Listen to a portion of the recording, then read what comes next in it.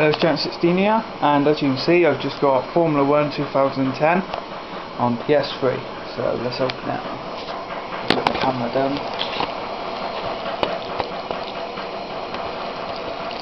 Been waiting for this game for quite a long time now, nearly a year actually, something like 9 months I've pre-ordered it. So there it is, I've just took the selfie off, open it up, and there it is, brand new. No sparking.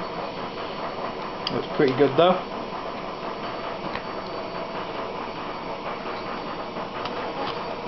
Playing on it. Really good game. So do plenty of videos of it.